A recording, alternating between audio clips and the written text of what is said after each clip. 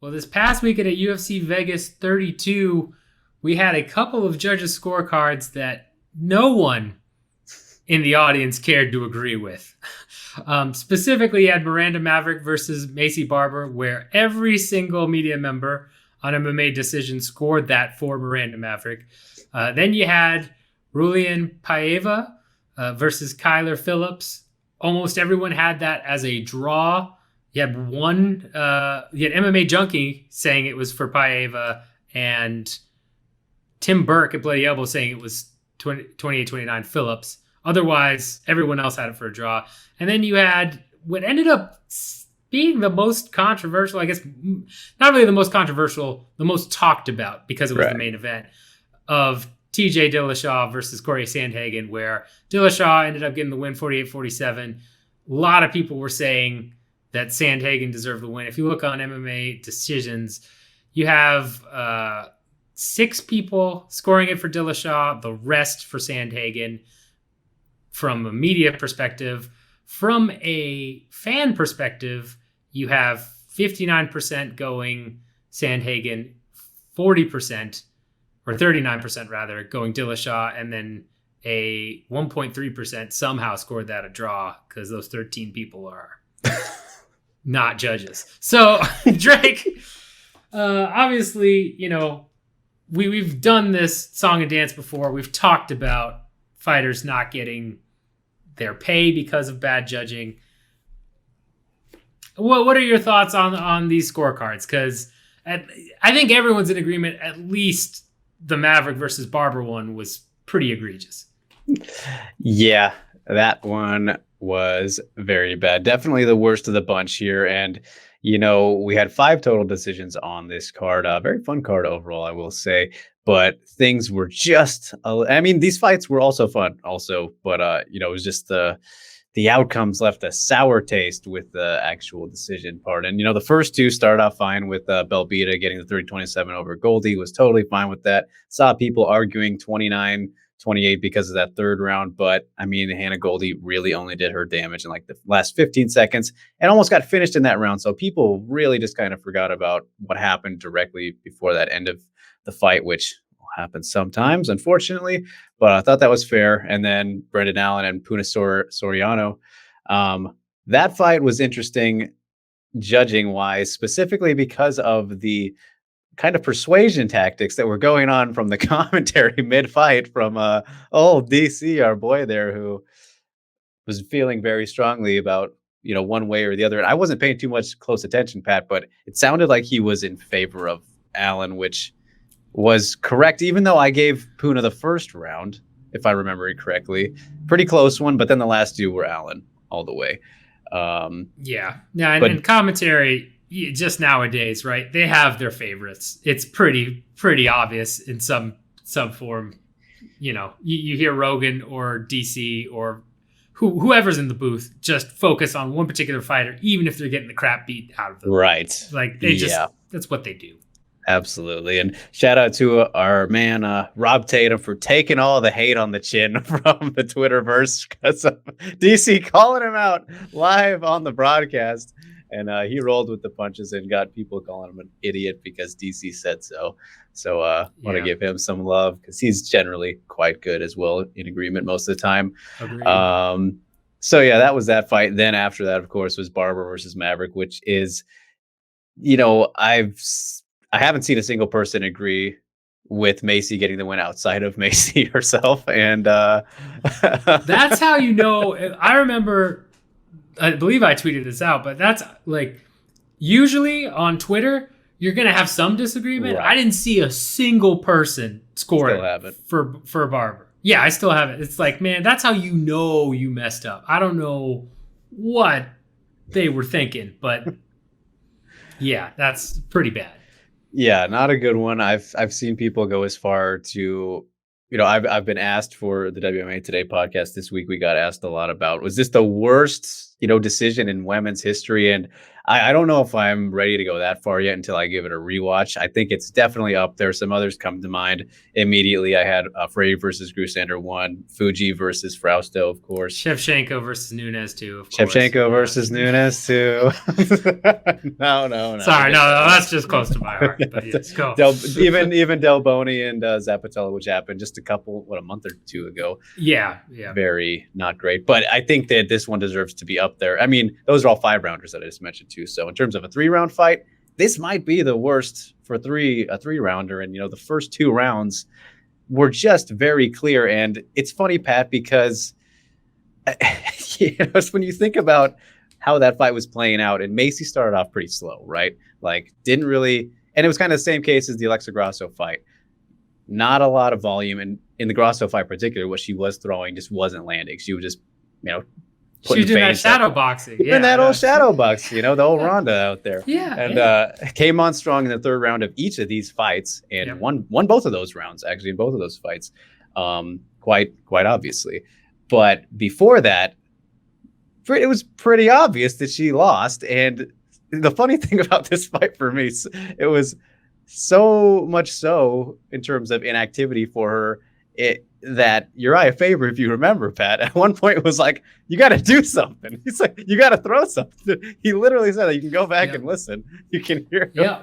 Yeah. You have to hit her. Like you have to actually touch her in order. But apparently, you don't because she won. So yeah, it was. It wasn't great, and I've seen some minor arguments. I don't remember who was making it, but it was like a video, some podcast I was checking out this weekend. The arguments for before the end of that 2nd round, where Miranda got her down with a double leg, and then got on her back and was doing some ground and pound. All that phenomenal point scoring moment of that round. But before that, I've seen people arguing that it was like closer and Maycee was doing all right in the striking, but I felt like Miranda was beating her there even. Like, yeah, it was closer than the 1st round, but not nearly enough. And then considering what happened at the end, a very dominant and clear position, solid time. It had everything you need. It was absolutely a robbery. Yeah, I mean, come on. And let's just go ahead and dispel that myth right now. Looking at, the stats here, Maverick outlanded Barber in round 2, 28-15. That's almost 2-1. Even in the 3rd round, she did as well. Even though, yeah, and so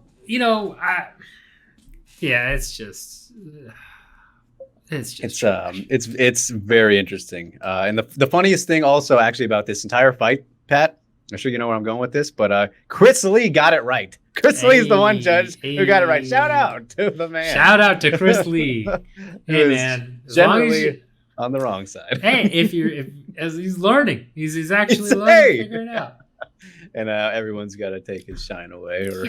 Yeah. So that fight was easily the worst one that we've seen in a good while, probably, you could say. And since that Del Boni one, I think, in my opinion, that was a very bad one as well. And then you go to the co-main event with Piva versus Phillips, which amazing fight. I fucking love that fight, dude. It was really, really fun to watch. A lot closer than I expected it to be, just because Kyler Phillips has been on a roll lately. But that first round, I mean, that's a 10-8. That's a 10-8. He almost finished him. And a different referee could have been over at the end of that round. And I mean, he was, I thought they might have called it between rounds because he was sitting.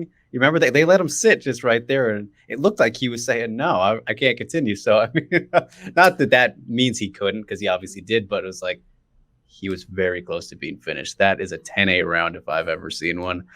Then the next two, I did believe that he came back, which is very impressive considering what happened there. Yeah. Very wild fight. And as we were mentioning before going on air here, Pat, the kind of the way that he got hurt in some positions, could have been missed. And that's kind of another big problem, I think, with judging. Yeah, no, I think a huge part was the second time Piva got rocked. Phillips lands that big shot and then immediately falls over on him, and it looks like a takedown. If I'm a judge sitting on the other side of the cage, I might not see Piva, wobble or really get hurt. All I see is him get hit and then go into a takedown. So I think there were a couple times where that happened that may have skewed the judge's view, but still, I mean, it should have at least been, I don't know. I still think it was a clear, it's hard to say. I still think it was a clear 28-28, but we only have our particular views of it from watching on camera, which is far better than anything a judge is going to get. So, it is what it is. It sucks that neither of those guys got their win bonus and then they get fight of the night, right? That's just... Yeah. It is funny. Like, you don't want that draw because of that exact reason, but right. It's like that would have been, that made the most sense to, I think, most people. And I'm not, out of the decisions that we've all just talked about so far, getting to this main event, I'm not really mad at that one in terms of me disagreeing with it because of how fun it was. I really, really enjoyed that fight, but yeah, disagree with the decision, but it is what it is. Life goes on. They just, Kyler Phillips doesn't get as much money potentially, or I guess it wouldn't have mattered for him because we didn't think he won. So never mind. Right. But, yeah, it was a draw. So neither of them. Yeah. But then as for the main event, again, as we were mentioning before going on air, Pat, like probably round by round, the closest fight. And, I was saying, I don't know, can it be the closest fight when we thought that one was a draw? Because that means that, nobody wins. But round by round, Sandhagen and Dillashaw, I think pretty undeniably the closest. There's the most dissension there. When you look at all the votes, very, very split, at least comparatively to these other fights as well. And, now that I think about it, we were also saying, 3-2 for either guy, 48-47, either way, that's fine. This fight highlighted to me how many people still have no idea what the scoring criteria actually says. They're stuck on the old rules, Pat, because if you think about back then, what they're saying about combining the aggression, octagon control, and all that stuff together with the effective striking, grappling, all that, they're like plan A, plan B, plan C scoring, right? It's tertiary. That's that proper word to use, right? It goes, the effective grappling and striking first is over everything, unless that's completely identical, which is incredibly rare. Then you don't even worry about that other stuff. It means nothing, which it shouldn't. I hate that it even can go to that anyways, but it makes more sense this way, to where if everything's even, then okay, you need to score somehow. So, but you don't include that unless that's the case. So sure, you can argue that for this fight, but if you're saying include that as is, you're wrong. You're flat out wrong. I'm sorry, guys. Go read the rules. That's just how it is. So yeah, this fight was very close. I did believe, though, that Sandhagen got it done, pulled away with that fifth round, which I felt pretty clear about. Very interesting to see the stats be as close as they were with the strikes. So I got to go and rewatch that again. And I've seen people even say that, or arguing a 10-8 for Sandhagen in round 2, which I didn't feel that way, but I get why they're going there. But again, people don't really know what they're trying to say with the criteria. Yeah, no, there's no way he got a 10-8 round 2. Like I had it watching live. I had it 3-2 Dillashaw, 48-47 Dillashaw, because I thought Dillashaw in that last round, right? And we talked a little bit off air, but he landed. I do not count a punch to the head any more than I count a punch or a kick to the leg, unless the head punch does clear damage, or leg, somebody like wobbles or falls down from a leg kick, something like that.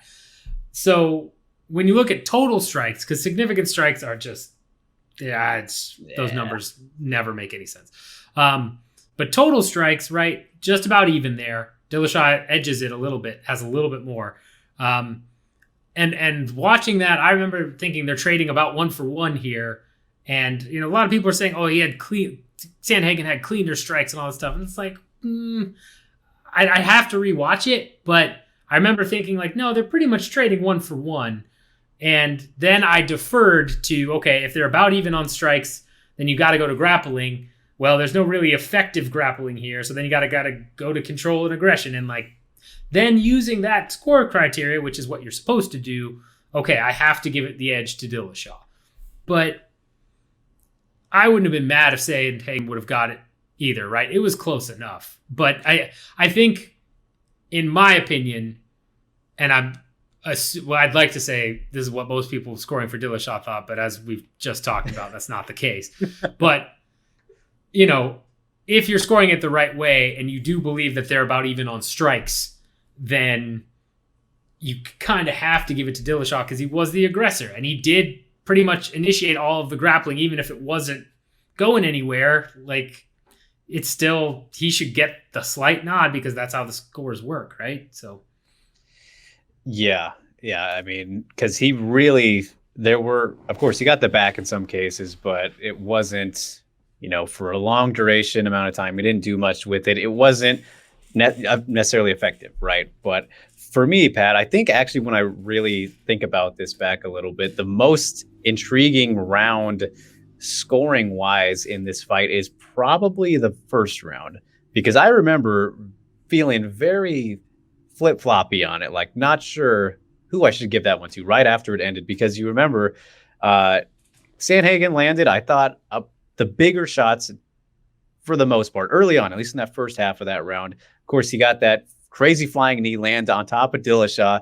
And then this is why it gets interesting, because he locks him in that reverse triangle, which, I mean, that was a submission attempt. That was pretty tight. So then it comes down to how much you factor that in. And then at the very end, obviously, the knee bar attempts, which you couldn't quite tell in that moment how much that was affecting Dillashaw or doing damage, right? Until obviously after, where there was clearly stuff going on, which makes it, very weird. I thought, I was like, okay, he clearly did stuff with those exchanges.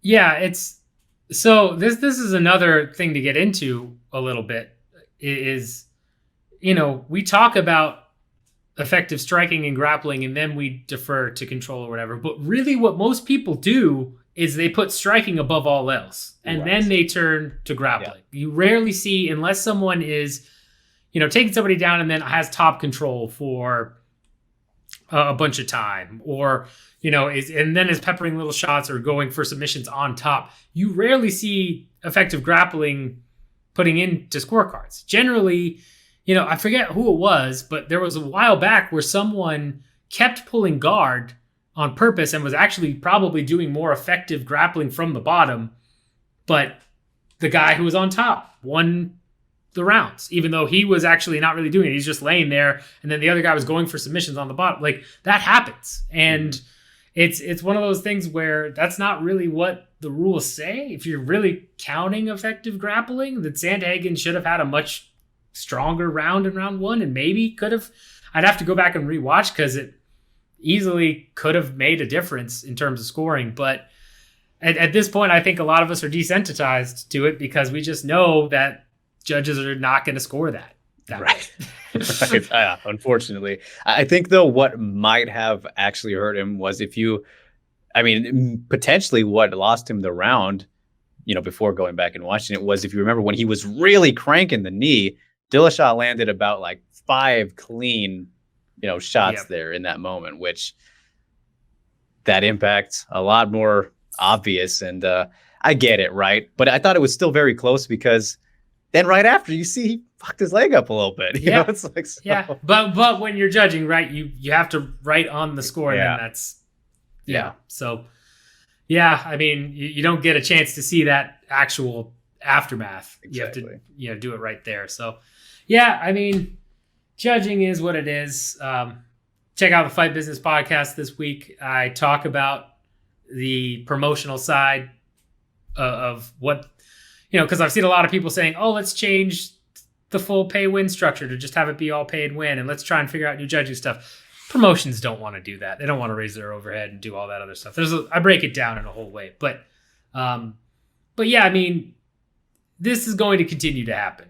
And at this point, we can sit here and bitch and moan and say that this is garbage, because it is.